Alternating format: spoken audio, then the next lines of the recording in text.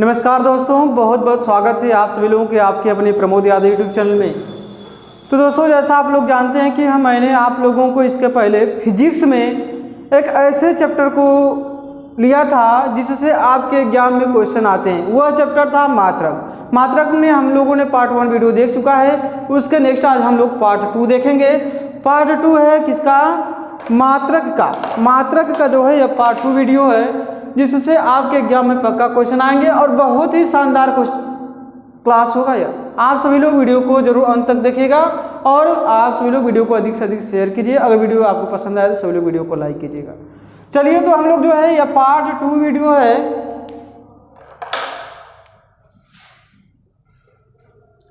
Part 2 है किसका? मात्रक का। तो हम लोगों ने इसके पहले देखा था कि कौन कौन से मात्रक हैं, कौन कौन सी राशियां हैं। तो मूल राशियों के बारे में हमने देखा था। मूल राशियों के जितने मात्रक हैं मात्रक देखे थे। पूरक राशियां हम लोगों ने देख लिया था और कुछ बेसिक ऐसे राशि थे जिसके हम लोगों ने मात्रक को देख लिया था। आज हम लोग जो देखेंगे वह देखेंगे बल। हम लोगों ने इसके पहले बात किया था बल की, तो बल के बारे में आज हम लोग देख लेते हैं। तो बल बराबर क्या होता है? सबको पता है कि बल बराबर जो होता है वह होता है द्रव्यमान गुणित होता है त्वरण। द्रव्यमान गुणित त्वरण होता है। तो आपको पता है कि बल को जो दर्शाया जाता है किससे? F से, और द्रव्यमान को किससे? M से, और त्वरण को जो है A से दर्शाया जाता है।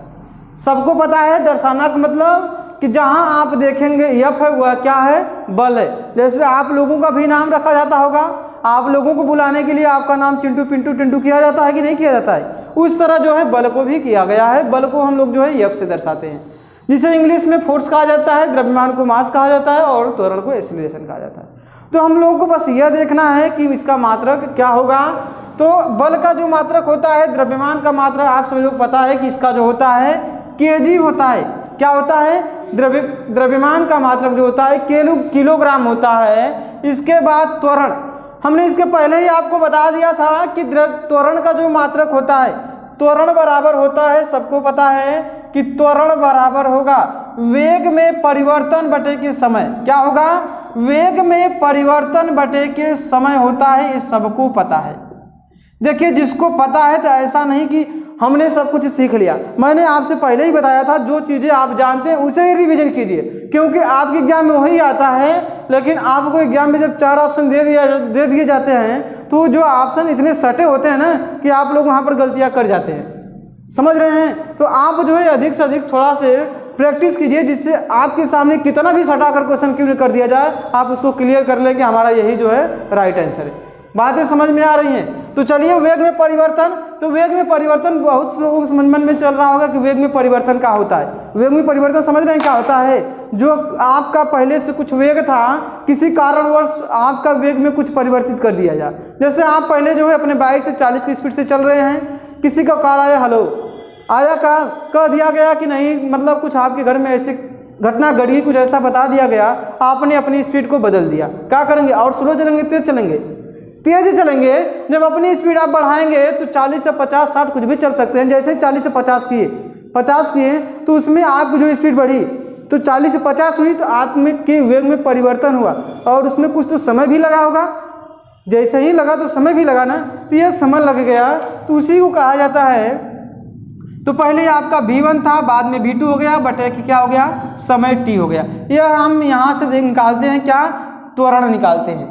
ठीक है, त्वरण यहाँ से जब निकालेंगे तो ए का क्या होगा? वेग का मात्रक सबको पता है कि मीटर प्रति सेकेंड होता है। क्या होता है? मीटर प्रति सेकेंड होता है वेग का मात्रक। वेग का मात्रक मीटर प्रति सेकेंड। इसके बाद समय का मात्रक जो होगा वह सेकेंड होगा। हम टोटली निकालेंगे तो त्वरण का मात्रक जो निकलेगा वो मीटर प्रति सेकेंड स्क्वायर निकलेगा। तो आपको याद कर लेना है, आज के बाद कभी नहीं भूलना है कि जो त्वरण का मात्रक होगा वह मीटर प्रति सेकेंड स्क्वायर होगा। आप कहीं देखेंगे तुरंत मीटर प्रति सेकेंड स्क्वायर बोलेंगे, तो यहाँ पर लिखेंगे मीटर प्रति सेकेंड स्क्वायर। टोटली पूछा जाए बल का मात्रक क्या है तो आपको पता हो गया होगा, किलोग्राम मीटर प्रति सेकेंड स्क्वायर है। क्लियर है यहाँ तक? यह हो गया आपका बल का मात्रक। आपको पता है कि बल का मात्रक जो है न्यूटन भी होता है, सबको पता है, और बल का मात्रक डाइन भी होता है। मैंने जैसा इसके पहले आपको एग्जाम्पल बता दिया था, कभी भूलते हैं तो एक बार आप जो है न्यूटन साहब को देख लीजिएगा। न्यूटन साहब को देखेंगे तो आपको समझ में आ जाएगा कि न्यूटन साहब का जो बाल है वो डाइन की तरह खुदा है। देख रहे होंगे कि न्यूटन का जो बाल इतना बड़ा बड़ा है उसी तरह डाइन का भी होता है। तो आप समझ लेंगे कि जैसे ही बात आई बल की तो न्यूटन को याद कर लीजिएगा, न्यूटन को याद करके डाइन कर लेंगे। नहीं यहाँ याद कर पाते हैं, डाइन को आप सभी लोग पता है डाइन क्या है, कितनी खतरनाक है कि नहीं खतरनाक। डाइन जो खतरनाक है ना, तो आप जानते हैं कि अगर डाइन आपके पास आ गई तो आप क्या करेंगे, आपके पास तो बल होना चाहिए ना उससे लड़ने के लिए। तो जब आपको उससे लड़ने के लिए बल की आवश्यकता पड़ेगी तो आप समझ गए होंगे कि बल का मात्रक जो होता है वो डाइन होता है।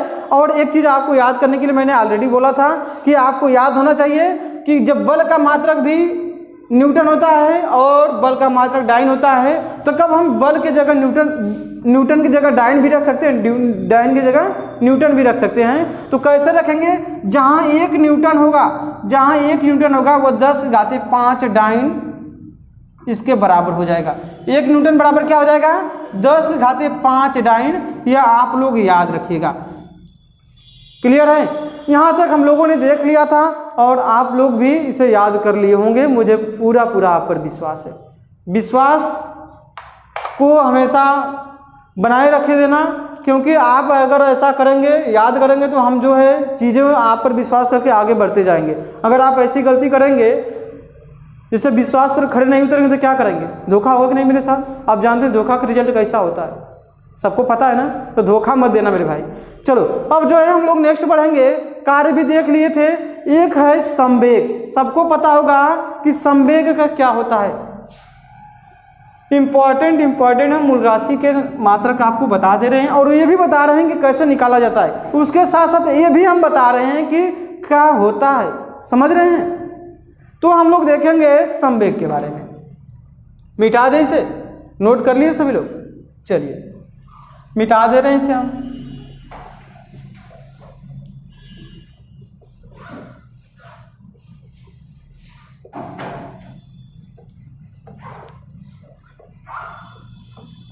देखिए जो संवेग होता है, संवेग बराबर होगा द्रव्यमान गुणित वेग। क्या होगा,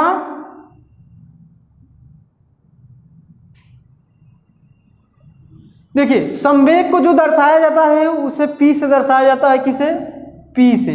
P बराबर क्या होगा, यम भी। क्या होता है आपको पता है, यम द्रव्यमान को दर्शाया जाता है और भी को वेग। ठीक है ना। यहाँ से अगर हमको राशि निकालना हो, इस राशि का मात्रक निकालना हो तो कैसे निकालेंगे, आपको पता है यम का मात्रक क्या होता है, kg हो गया, यह हुआ kg। और वेग का मात्रक आपको याद हो गया होगा कि इसका जो मात्रक होता है मीटर प्रति सेकेंड होता है।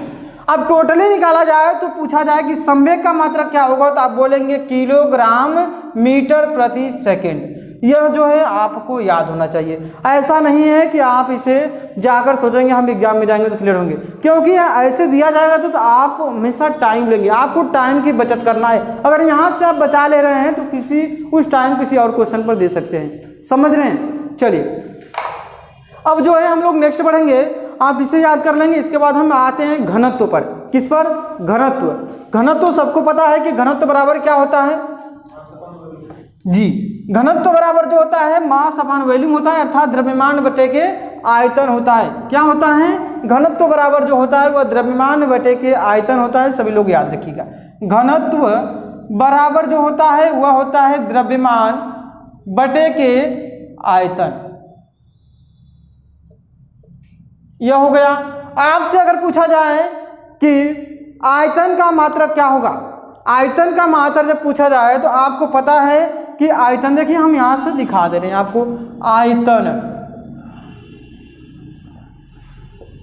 बराबर जो होगा लंबाई गुणे चौड़ाई गुणे ऊंचाई हो जाएगा कि नहीं। लंबाई, इसे हम शॉर्ट करके लिख देते हैं, लंबाई गुणते चौड़ाई गुणते ऊंचाई। यह हो गया।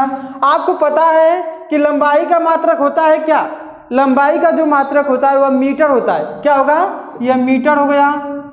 इसके बाद चौड़ाई का मात्रक क्या होगा, मीटर हो जाएगा। और ऊंचाई का मात्रक क्या हो जाएगा, मीटर हो जाएगा। अब टोटली पूछा जाए तो क्या हो जाएगा, हम पूछेंगे आयतन का बताइए, तो मीटर गुणते मीटर किया जाएगा तो क्या आएगा, मीटर क्यों आएगा। तो आयतन का जो आएगा, आयतन बराबर हो जाएगा, आयतन बराबर होगा मीटर क्यू, क्या हो जाएगा, मीटर क्यू होगा आयतन का। आप कहीं भी देखिएगा आयतन को तो इसके स्थान पर आप मीटर क्यू आराम से लिख सकते हैं। तो यहाँ पर देख रहे हैं घनत्व बराबर द्रव्यमान बटे आयतन, तो द्रव्यमान का मात्रक आपको पता है क्या है, केजी है। आयतन का मात्रक क्या होता है, मीटर क्यू होता है, क्या होता है, मीटर क्यू होता है। आप पूछ दें कि घनत्व का मात्रक क्या होगा तो आप बता सकते हैं आराम से, घनत्व का मात्रक होगा केजी प्रति मीटर क्यू। सही है, यह आपको याद कर लेना है। इसका यूज जैसे जैसे हम लोग आगे बढ़ेंगे सब चीज़ें क्लियर होती जाएंगी। बात समझ में आया। तो आपके ज्ञान के लिए इंपॉर्टेंट कौन कौन सा था, हमने बताया था वेग था, कार्य था, संवेग था, बल था, और इसके बाद जो है पृष्ठ तनाव। पृष्ठ तनाव हमने आपको नहीं बताया, पृष्ठ तनाव भी बता दे रहे हैं, इतना नोट कर लीजिएगा।